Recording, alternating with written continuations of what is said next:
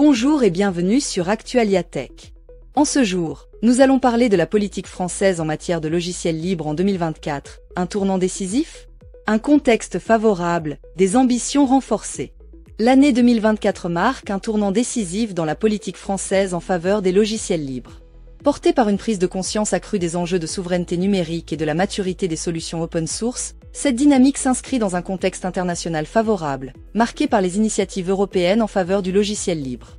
Les principaux moteurs de cette évolution sont multiples. La crise sanitaire et ses conséquences. La pandémie de Covid-19 a mis en évidence la fragilité des systèmes d'information dépendant de fournisseurs uniques. Les administrations ont ainsi été contraintes de trouver des solutions alternatives, plus flexibles et plus sécurisées. La guerre en Ukraine et les tensions géopolitiques. Le conflit en Ukraine a renforcé les préoccupations liées à la dépendance technologique vis-à-vis de certains pays. La France, comme d'autres États membres de l'UE, a compris la nécessité de réduire cette dépendance en favorisant les solutions open source. La maturation des solutions libres. L'écosystème du logiciel libre a considérablement évolué ces dernières années. Les solutions open source sont désormais aussi performantes, voire plus, que leurs équivalents propriétaires dans de nombreux domaines, bureautique, développement web, infrastructure. La prise de conscience des enjeux environnementaux. Le logiciel libre est souvent associé à des modèles économiques plus durables et à une moindre consommation énergétique. Des mesures concrètes pour accélérer l'adoption. Pour accélérer l'adoption des logiciels libres, le gouvernement français a mis en place un ensemble de mesures ambitieuses. Le plan d'action pour l'accélération de l'usage du logiciel libre, ce plan, lancé en année, vise à favoriser la mutualisation des codes sources, à promouvoir les usages de l'open source dans les administrations et à renforcer les compétences des agents publics. Le renforcement du catalogue GovTech, ce catalogue, qui recense les solutions open source disponibles pour les administrations, a été considérablement enrichi. Il est devenu un outil de référence pour les acheteurs publics.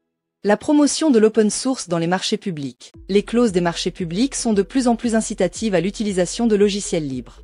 Des critères environnementaux et de souveraineté sont désormais systématiquement pris en compte dans les appels d'offres.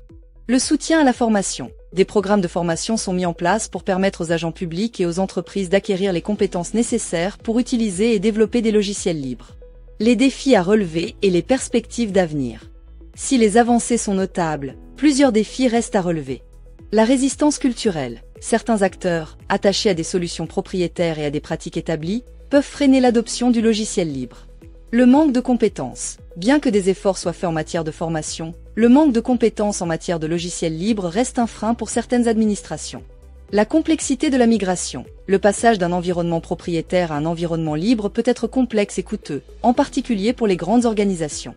Les perspectives d'avenir sont néanmoins prometteuses. Une poursuite des efforts de sensibilisation. Les pouvoirs publics et les acteurs de l'écosystème numérique vont continuer à promouvoir les avantages du logiciel libre auprès des entreprises et des citoyens.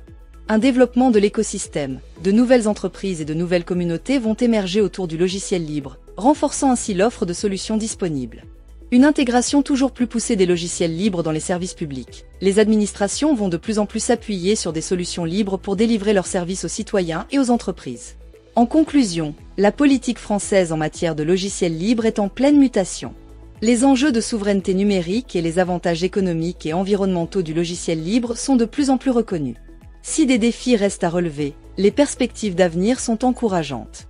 Pour aller plus loin, les secteurs clés, l'éducation, la santé, la défense et l'administration sont des secteurs où l'adoption du logiciel libre est particulièrement soutenue.